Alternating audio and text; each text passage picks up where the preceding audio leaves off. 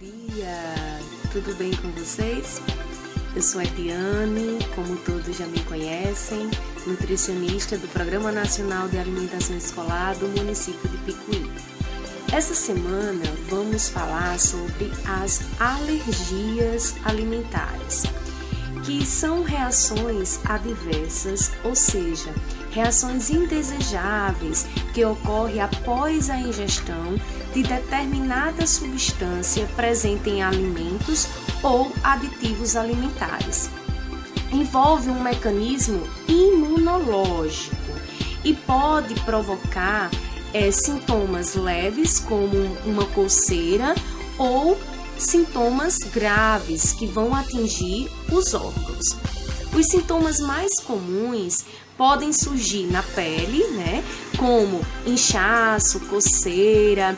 Pode também surgir sintomas gastrointestinais, como diarreia, dor abdominal, vômitos, e sintomas também no sistema respiratório, como tosse, rouquidão, chiado no peito, certo?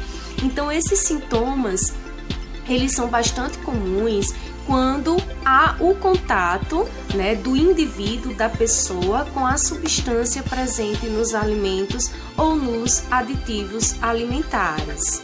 Estima-se que as alergias alimentares, elas acometem em torno de 6 a 8% das crianças com menos de 3 anos de idade e 2 a 3% dos adultos.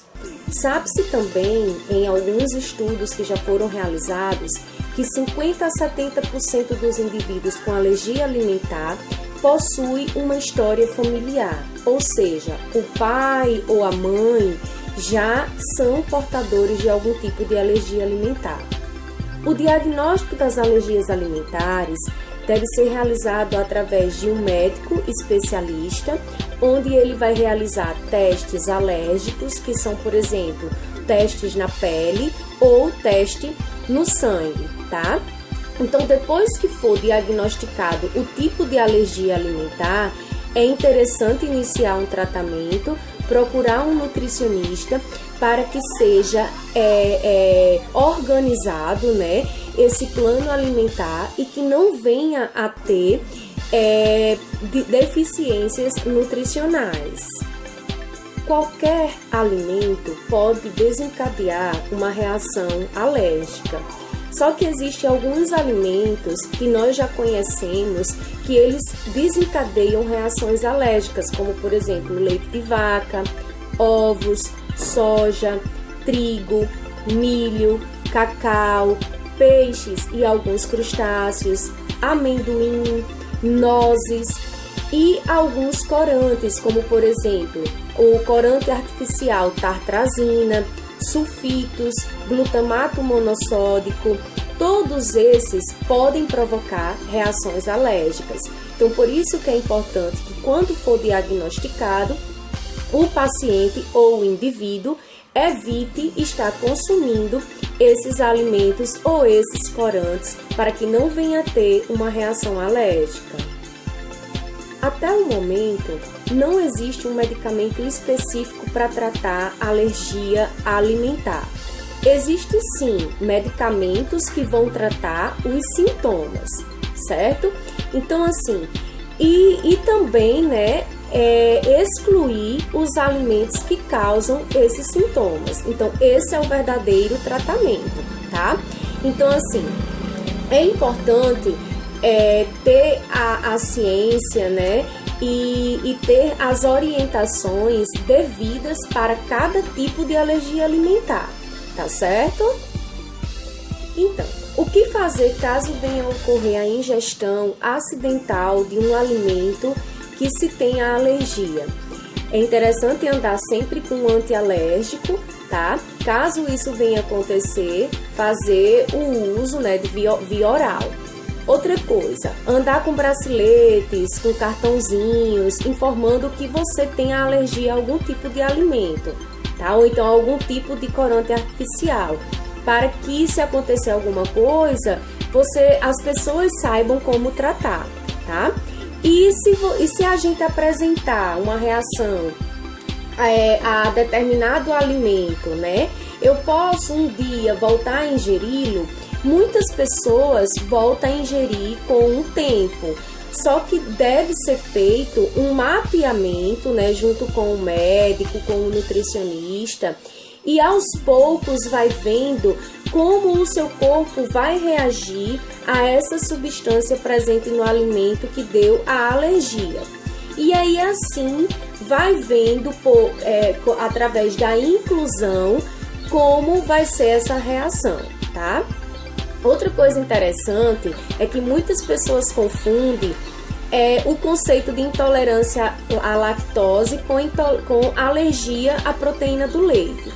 Intolerância à lactose é a deficiência da enzima lactase, que está lá no trato gastrointestinal, tá?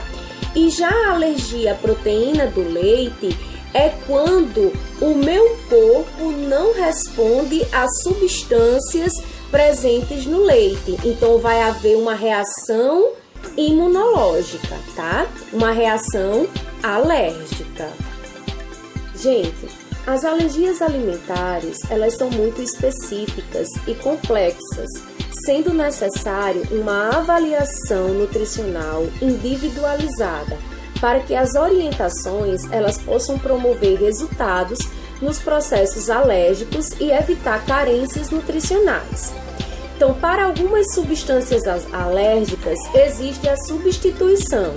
Por exemplo, se a alergia for à proteína do leite da vaca, nós podemos substituir esse leite por leite de soja, ou leite de arroz, ou leite de coco. Se a alergia for à soja e a proteína do leite da vaca, pode ser substituído por um leite de arroz ou um leite de coco.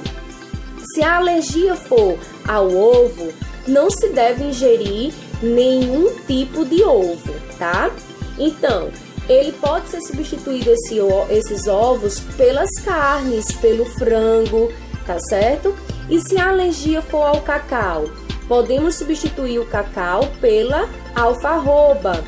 E se a alergia for ao amendoim, nozes, castanhas, glúten, milho, tartrazina, tem que ficar atento aos rótulos dos alimentos, porque nos rótulos dos alimentos vem dizendo se teve contato ou não, se tem ou não esses tipos de substâncias, tá? A maior parte dos alimentos industrializados, eles podem sofrer contaminação cruzada. Por exemplo, alguns biscoitos podem conter traços de leites, ou seja, pode ter tido contato com alimentos que tenha a proteína do leite da vaca, tá? Então, por isso que é importante estar sempre atento aos rótulos dos alimentos. Alguns indivíduos, eles podem apresentar alergias, né, a alguns tipos de frutas, como por exemplo, a banana, o abacaxi. Então, realmente deve-se evitar o consumo, tá? Mas também alguns indivíduos podem apresentar intolerância a alguns tipos de frutas.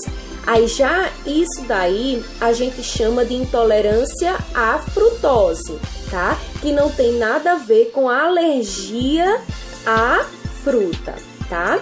Então, gente, é interessante que procure o médico, né, o especialista, o alergologista, para de fato descobrir qual é o tipo de alergia presente, certo? E logo em seguida procurar o nutricionista para que ele possa reajustar esse plano alimentar e evitar que aconteça carências nutricionais, ok?